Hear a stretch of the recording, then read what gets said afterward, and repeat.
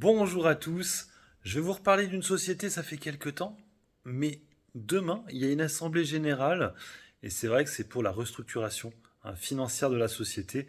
Je veux bien sûr parler de la société Atos.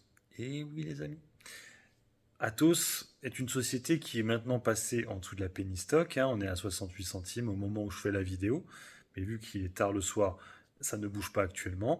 Et demain, à 14 heures, du côté de Bézon, qui est le siège social d'Atos, il y a l'Assemblée générale pour voter le plan de sauvegarde. Alors le plan de sauvegarde, c'est la restructuration, c'est-à-dire la fistinière pour les actionnaires actuels, quasiment 98 ou 99% de dilution pour un actionnaire actuellement. Alors bien sûr, ça peut ne pas être voté, mais il faut savoir que même le tribunal ne s'est pas voté, ils peuvent très bien dire, bah finalement, voilà, on le fait quand même. En tout cas, voilà, ils demandent aux actionnaires de venir pour voter demain. Alors, j'en profite aussi pour faire un peu le point sur, vous savez, l'État.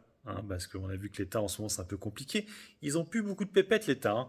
Donc là en fait l'État va racheter quand même, vous savez, toute la partie des supercalculateurs pour tout ce qui était nucléaire et tout. Et en fait devinez avec qui ils vont l'acheter, Eh oui, Thales.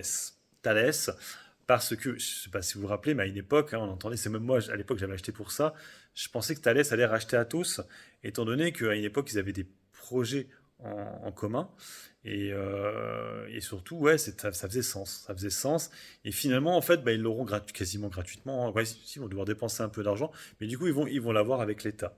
Donc ça va pas leur coûter si cher que ça, et finalement, Dassault sera content parce qu'ils vont récupérer une partie. Alors, supercalculateur et je sais plus quoi, une partie de BDS, mais pas tout.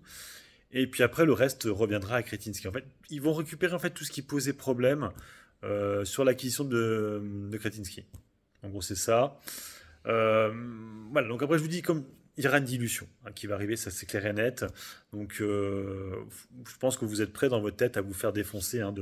Là, actuellement, on a 68 centimes. Si ça se passe vraiment comme c'est passé, on devrait être à 0,06. Après, comme on l'a vu sur beaucoup de dossiers, vous savez comment ça va se passer. Ça va plus faire grand-chose pendant quelques temps. Après, ils vont annoncer un regroupement d'actions qui va se faire sur un mois.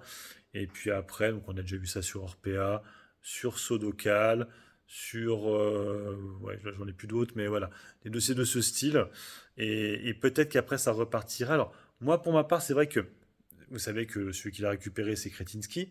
On se rappelle aussi que David Layani l'avait récupéré, il avait gagné le combat avec Kretinsky, et finalement, il avait jeté l'éponge. On a vu que Airbus aussi avait jeté l'éponge. On sent que le dossier est quand même bien dégueulasse. Athos, c'est un peu le problème. On se rappelle aussi que Thierry Breton, maintenant, il fait plus rien. On se rappelle avant que c'était lui qui dirigeait la société. Et on remarquera aussi que toutes les sociétés qui ont tourné autour d'Atos, c'est un peu une cata. On va commencer par la moins pire, Soitec. Pourquoi Soitec? Parce qu'il faut savoir que Pierre Bernabé, le PDG actuel de Soitec, était l'ancien un des dirigeants de BDS, justement. Voilà. Et depuis son arrivée, en fait, le truc n'arrête pas de s'effondrer. Autre dossier qui appartenait avant à Atos, ou qui a même créé Atos, c'est Worldline. Un Worldline qui n'arrête pas de se péter la gueule. Vous avez vu, on est actuellement vers les 6 euros. Et c'est des anciens dirigeants d'Atos qui sont. Il faut savoir que Worldline, en fait, est la société qui a créé Atos finalement. Moi, je pensais que c'était l'inverse, mais en fait, c'est Worldline qui a été créé en premier.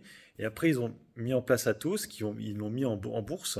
Et après, ils ont décidé de retirer la part. Ils ont mis aussi Worldline, du coup, en bourse après. Et c'est pour ça qu'on a souvent le fameux Gilles Grappinet, qui a démissionné de son poste. C'était quelqu'un qui était avant chez Atos. Voilà, en tout cas, voilà, tout ce qui touche à Atos, c'est pas bon. Et puis aussi, autre chose pour finir, il faut savoir que celui qui va récupérer le dossier Atos, c'est Kretinsky. Moi, pour ma part, quand je vois Kretinsky au capital, je n'investis pas sur ces dossiers parce que franchement, pour l'instant, ce que je remarque, c'est que ça fait pas grand-chose. Je vois Cadian, Fnac Darty, Atos, Casino Guichard, ça c'est vraiment pas top, c'est un peu une cata. Je pense sincèrement que oui, effectivement, Atos va ressembler un peu à Casino Guichard, c'est-à-dire que vous l'avez vu, ça s'est fait déglinguer.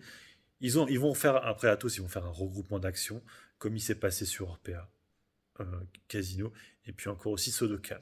Ça va être long, ça va être très très long maintenant. Sur Atos, ça peut durer 2 3 ans pour peut-être pouvoir remonter à des niveaux acceptables sur le dossier. Après, je pense malheureusement à ceux qui sont sur le dossier depuis les 70 ou les 50, 30 euros. Ouais, je pense que c'est de l'argent perdu là pour l'instant. Quoi. Vous le récupérez, je pense jamais, parce que même si ça remonte à un moment donné, ça va être très difficile vu la dilution que vous allez vous taper. Bon, c'est comme ça. Après, à voir aussi quelles sont les dilutions qu'ils vont faire. Est-ce qu'ils vont faire avec des DPS ou pas, hein, est-ce qu'ils vont en faire plusieurs? Ils n'ont pas non plus tant que ça. Je crois qu'ils ont 1 milliard, hein. C'est pas comme Orpea où il y avait plusieurs milliards. Là, il y a que, entre parenthèses, 1 milliard d'euros, peut-être un peu plus. Donc voilà, et on se rappelle aussi qu'il y a un plan de sauvegarde, hein, qui a été relancé de 2 mois. Voilà, donc à tous, catastrophe, hein, 2023, catastrophe 2024, et certainement encore 2025, ça va pas être top non plus. Pourtant, ils ont été là dans les événements de l'Euro, la Coupe d'Europe, et en plus pendant les Olympiques. Et je crois que là, ils ont perdu quelque chose à tous. Là, ils devaient faire un tournoi et je crois qu'ils n'ont pas été pris. Je me demande si c'est pas l'Open de tennis à Turin. Je me demande si c'est pas ça. Bref, sur ce, moi je vous laisse. Mettez en commentaire si vous êtes encore actionnaire de ce dossier-là. Ciao, ciao.